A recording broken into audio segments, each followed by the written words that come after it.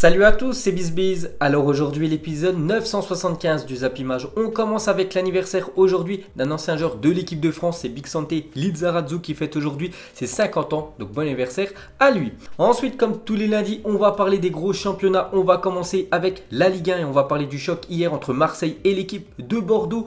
Et Marseille s'est imposé 3-1 dans ce choc de la Ligue 1. Pourtant ils étaient menés 1-0 à la mi-temps. Mais à ma vie, Sanson et Radojnik qui marquent pas mal de buts quand même ces derniers temps avec l'équipe de Marseille. Donc ces trois-là ont permis à l'équipe phocéenne de prendre 3 points de plus, ce qui leur fait beaucoup de bien à cette équipe de Marseille au classement parce qu'ils sont en train de creuser l'écart par rapport au troisième de la Ligue 1. N'oubliez pas que les deux premières places sont qualificatives pour la Ligue des Champions et l'équipe qui arrive en troisième position passera les barrages. Donc 6 victoires consécutives pour l'Olympique de Marseille en Ligue 1. Donc c'est vraiment l'équipe en forme dans ce championnat français. On peut voir les derniers matchs de l'OM et leur dernière victoire.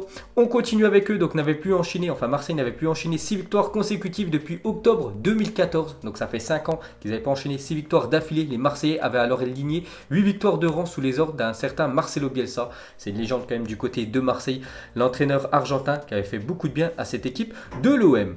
Et pour finir avec ces victoires consécutives, donc avec 6, André Villas-Boas rentre dans le cercle très fermé des entraîneurs marseillais ayant réalisé cette performance. Donc toujours le record, c'est Courbis et Bielsa avec 8 victoires d'affilée pour l'Olympique de Marseille. On peut voir que Villas-Boas est très bien classé avec 6 victoires d'affilée avec son équipe de l'OM.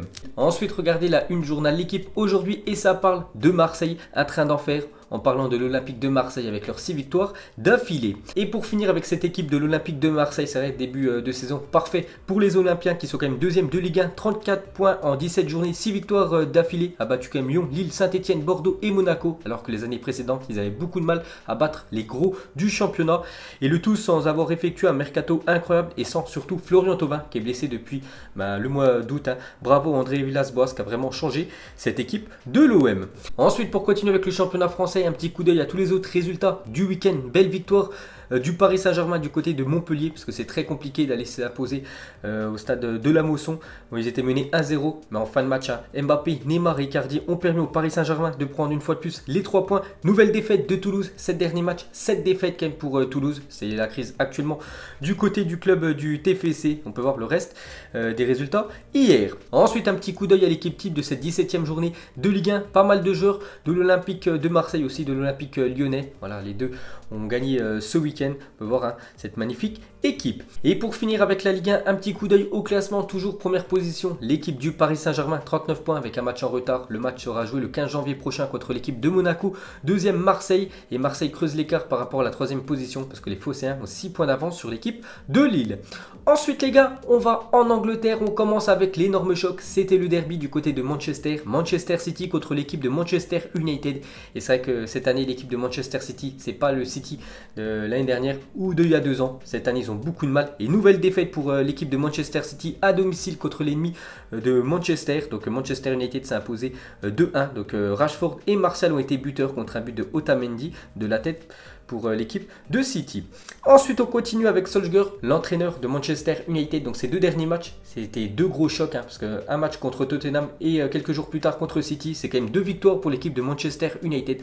Donc contre l'équipe de Guardiola et contre Mourinho, le tout en 3 jours. Donc bravo à l'entraîneur norvégien. Ensuite, pour continuer avec Manchester United face aux gros de Première Ligue cette saison, plutôt impressionnant parce qu'ils ont gagné quand même contre City, Tottenham, Leicester et Chelsea. Match nul contre Liverpool et Arsenal. Ils n'ont toujours pas perdu contre un gros du championnat anglais, mais le problème c'est qu'ils perdent beaucoup de points contre les équipes entre guillemets faibles du championnat anglais. Ensuite, on va parler du joueur en forme de l'équipe de Manchester United, c'est Marcus Rashford. Enchaîne très bien ce moment avec Manchester United et l'Angleterre. Donc sur ses 14 derniers matchs, c'est quand même 13 buts pour l'attaquant anglais. Et pour finir avec lui, donc face au top 6 en Première Ligue depuis qu'il a commencé sa carrière de footballeur. Donc il a marqué beaucoup de buts contre les grosses équipes anglaises. Donc 5 contre Chelsea, 3 contre City, Liverpool et Tottenham et 2 contre l'équipe de Arsenal. Ensuite les gars, on va parler de l'actuel leader du championnat anglais, c'est l'équipe de Liverpool qui se déplaçait du côté de Bournemouth. Il a laissé quelques joueurs cadres au repos comme Sadio Mané qui a commencé sur le banc.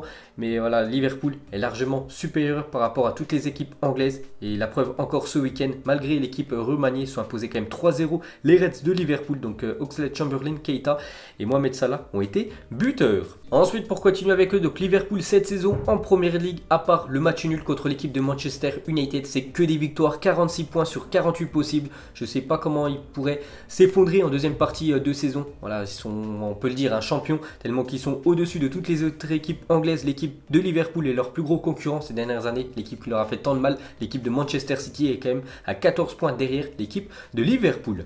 Et pour finir avec les Reds, on va parler de Naby Keita et le 16e joueur de champ à marquer pour Liverpool en Première Ligue cette saison. Il n'y a qu'en 2015-2016 que les Reds ont eu plus de buteurs différents en championnat avec 17. Donc déjà 16 joueurs différents ont marqué pour l'équipe de Liverpool cette année. Le record, c'est 17, c'était il y a 2 ans, lors de l'année 2015-2016. Donc ils pourraient battre ce record dès cette année, les Reds de Liverpool.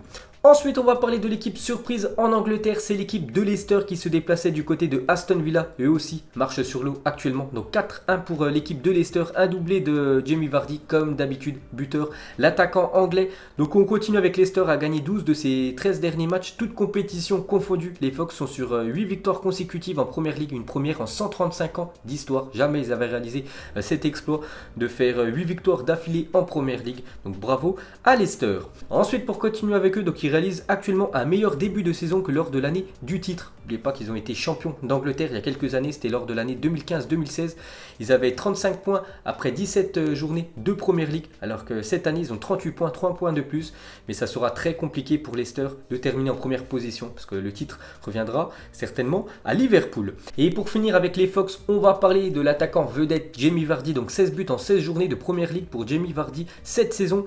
Donc quelle saison pour l'international anglais, Jamie Vardy qui n'en finit plus de marquer. Donc 2019-2020 c'est marqué 15, donc il faut actualiser parce qu'il a marqué un doublé ce week-end, c'est 16 buts et on peut voir les années précédentes à chaque fois combien de buts il a marqué en Première Ligue. Et son année où il avait le plus marqué, c'est l'année du titre en 2015-2016, 24 buts. Donc il est très bien parti pour battre ce record. Ensuite les gars, on va parler des Spurs. Tottenham qui jouait contre Burnley. Encore une belle victoire de Tottenham sous l'ère Mourinho. Ça va beaucoup mieux pour les Spurs. Donc 5-0, ils se sont imposés l'équipe de Tottenham. Et on va juste parler d'un but, peut-être le but de l'année en Première Ligue. Le but de Hugminson. Donc pour ceux qui ne l'ont pas vu, je l'ai mis sur mon Twitter. Voilà, il est magnifique, le but du Coréen. Donc déjà, Son réalise encore une saison de très haut vol. Le Sud-Coréen est directement impliqué sur 18 buts cette saison. Toute compétition confondue. Donc en tout, 19 matchs, 10 buts, 8 passes décisives pour le Sud-Coréen Hugminson. Et pour finir avec lui, même José Mourinho, son entraîneur, est complètement choqué du but qu'il a marqué ce week-end. Donc pour ceux qui ne l'ont pas vu, il est parti de sa surface de réparation. Il a dribblé 7-8 joueurs et il est parti marquer un but en solo. Donc il a dit même avant ce but, mon fils l'appelait Sonaldo, le Brésilien. Donc au lieu de mettre Ronaldo, tu mets un S et ça fait Sonaldo. Parce qu'aujourd'hui c'était vraiment Sonaldo. La chose qui m'est venue à l'esprit, c'est ce but lors de Compostela, Barcelone en 1996 où Ronaldo avait récupéré le ballon avant le milieu de terrain, avait marqué le même but que Son. Voilà pour vous dire cette chevauchée incroyable du Coréen ce week-end. Et pour finir avec les résultats de Première Ligue, on termine avec Chelsea. Nouvelle défaite pour les Blues. Donc ils sont inclinés 3-1 du côté de Everton. Donc sur leurs 4 derniers matchs de Première Ligue, quand même 3 défaites pour l'équipe de N'Golo Kanté. C'est très moyen actuellement. Ensuite on quitte l'Angleterre, direction l'Espagne. On commence avec le FC Barcelone qui joue contre Majorque.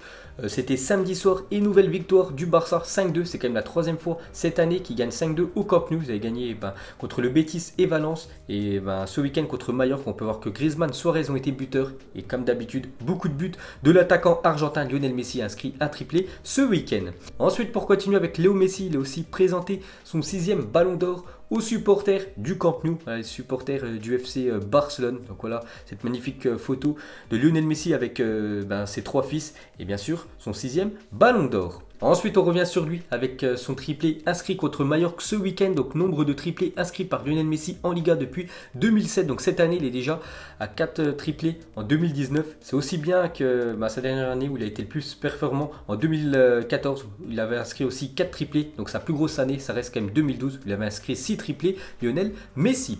Ensuite, on continue avec lui. Donc, il dépasse Cristiano Ronaldo en termes de triplés inscrits en Liga. Donc, Messi maintenant actuellement à 35 triplés en Liga. Alors que Ronaldo, ancien recordman, on peut dire, de ce record de triplés en Liga. Donc maintenant il est deuxième au Cristiano Ronaldo avec 34 triplés, total de triplés inscrits au cours de leur carrière. Donc club plus sélection, c'est toujours Cristiano Ronaldo qui est devant avec 55 triplés contre 54 pour l'Argentin. Ensuite, pour continuer avec lui, on peut voir aussi qu'il a marqué au moins 10 buts par saison de Liga depuis maintenant 14 ans. Donc chaque semaine les gars, je vous montre des nouveaux records de Lionel Messi. Ça fait 14 ans qu'il marque au moins 10 buts dans le championnat espagnol année après année. Ensuite, pour continuer avec lui, donc il rejoint et surtout dépasse Karim Benzema. Donc actuellement c'est le meilleur buteur et le meilleur passeur de la Liga, Lionel Messi. Donc 12 buts et 5 passes D pour le joueur argentin impliqué dans 17 buts en 10 matchs. Donc il dépasse Karim Benzema qu'on va parler juste après. Donc Benzema détenait meilleur buteur et meilleur passeur de Liga avant que Lionel Messi joue samedi soir. Et pour finir les gars avec l'équipe du FC Barcelone, on va juste parler de Marc-André Ter Stegen. Le gardien vient de délivrer sa deuxième passe décisive de la saison en Liga pour le premier but de la rencontre, pour un magnifique but de Antoine Griezmann. Donc c'est le gardien allemand qui a fait la passe D, c'est quand même sa deuxième passe D depuis le début de la saison. Ensuite cette fois-ci on va parler du Real Madrid qui joue contre l'Espagnol Barcelone samedi en début d'après-midi. Belle victoire du Real Madrid. Donc Varane et Benzema, les deux joueurs français, ont été buteurs. Ensuite, but 100% français pour le Real Madrid pour le premier but de la rencontre parce que c'est une passe décisive de Karim Benzema et un but de Raphaël Varane.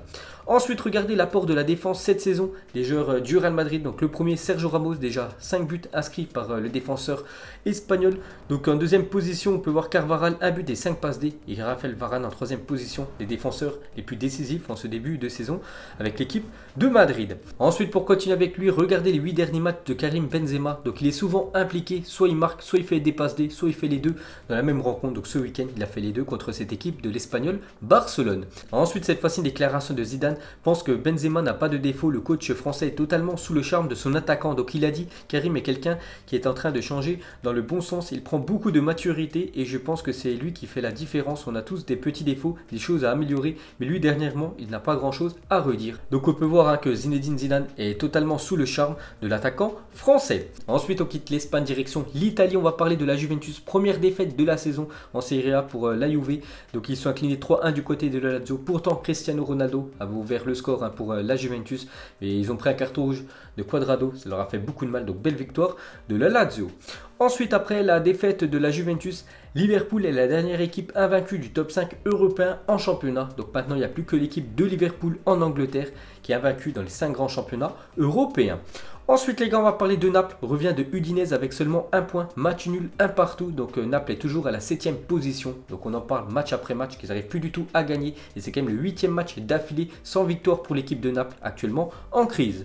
Ensuite les gars, on va parler de l'AC Milan. Eux, ça va un petit peu mieux puisque sur leurs 2 derniers matchs, 2 victoires pour l'équipe du Milan AC. Donc Piatek, Théo Hernandez et Bonaventura ont été buteurs. Donc encore un but de Théo Hernandez.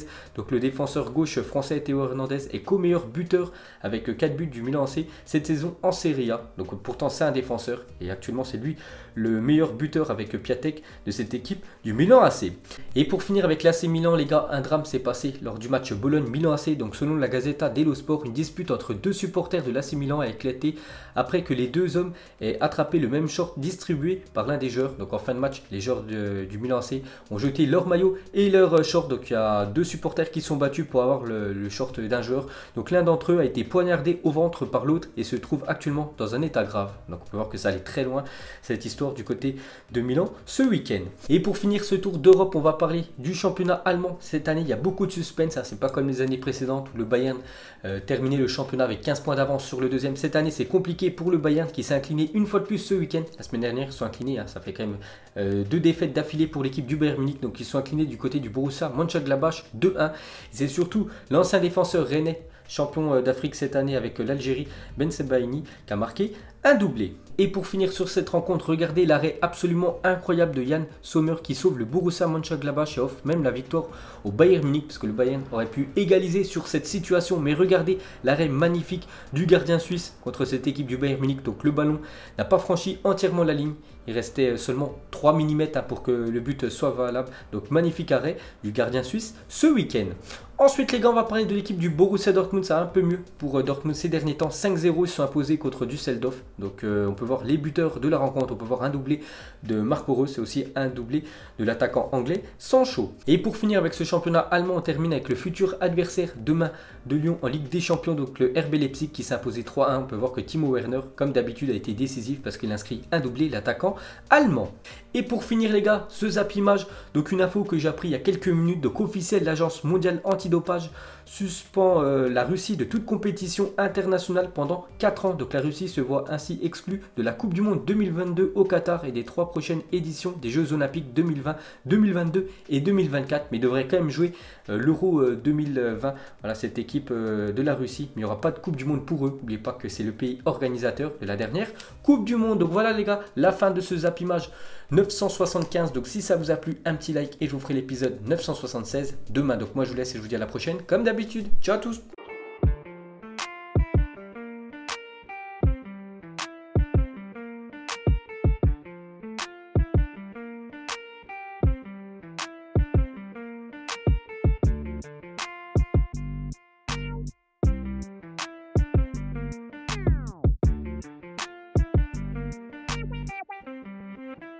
Non-committal.